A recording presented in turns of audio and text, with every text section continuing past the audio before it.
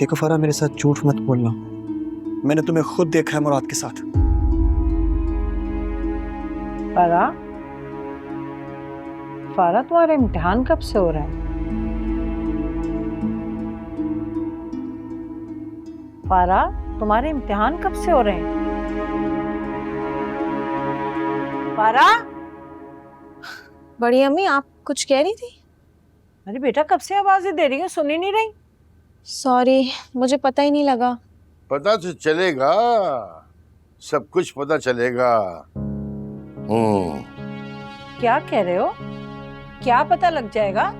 यही कि अपने अपने होते हैं और गैर गैर होते हैं, चाहे कुछ भी हो जाए। देखो बिलाल, घुमा फिरा के बात ना करो, खुलकर बात करो। खुल के सुनना चाह रही हो? सुनो, वो तुम्हारी समधन मिली थी बाजार में अपने मुशीर खास के साथ, और नए होने वाले समधियों के लिए कीमती तोहफे खरीदे जा रहे थे। तुम्हें कैसे पता लगा कि वो अपनी समधियों के लिए कुछ ले रही थी?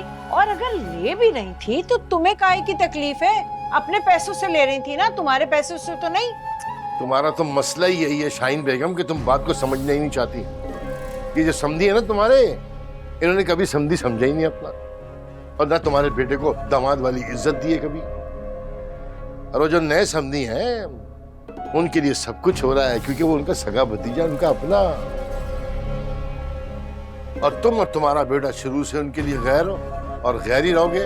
देख लेना, न तुम्हारी दाल गलनी उनके सामने और न तुम्हारे बेटे की।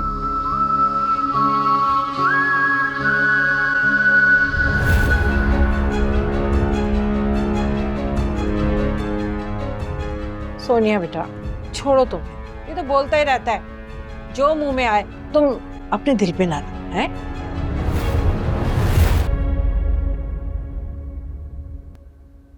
चाची आप यहाँ? क्यों, मैं नहीं आ सकती यहाँ? अरे नहीं, आप बिल्कुल आ सकती हैं। हाँ बिल्कुल आ सकती हूँ, क्योंकि मेरा घर है, मेरे शौहर का घर है। इसकी एक एक ईंट पे मेरा उतना ही हक है जितना कि तुम्हारी सास का। जी? जी। और एक और बात कान खोल के सुन लो सोनिया, और अपने भाई को भी बता देना कि मेरी बेटी से वो दूर रहे। पूरी शादी में जो आगे पीछे डोल रही थी वो तुम्हें लगता है कि मुझे दिखता नहीं है? समझ नहीं आता? अंधी हूं मैं, लेकिन सब दिखता है मुझे। अब सांप क्यों सूंघ गया है तुम्हें? अपने भाई के ऊपर बात आई तो जैसे सख्ता तारी हो गया।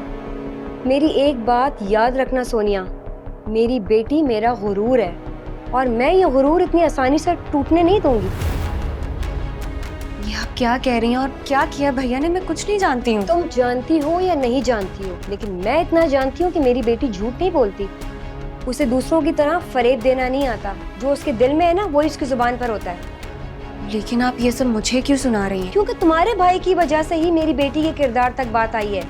लेकिन याद रखना, मैं ऐसे होने नहीं दूंगी। जाके अपने भाई को बता देना और अपने शौहर को भी बता देना कि मलिक बिलाल की बेटी कोई लावारिस नहीं है, उसका बाप और उसकी माँ दोनों जिंदा हैं अभी।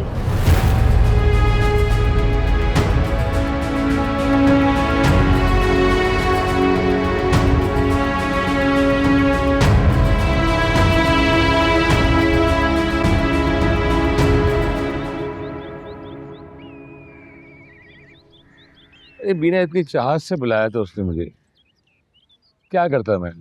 इनकार कर देता। इनकार नहीं कर सकते थे तो मेरी तबीयत खराब होने का बहाना तो कर सकते थे ना।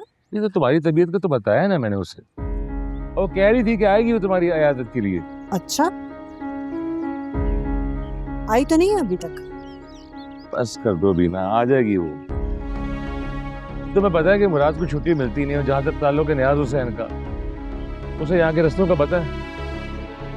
ये सारी जिंदगी तो उसने अपनी परदेश में गला दी है। जानती हूँ, इसी परदेश को सहने के लिए आपकी बहन ने पूरे खानदान के सामने उसका हाथ पकड़ा था।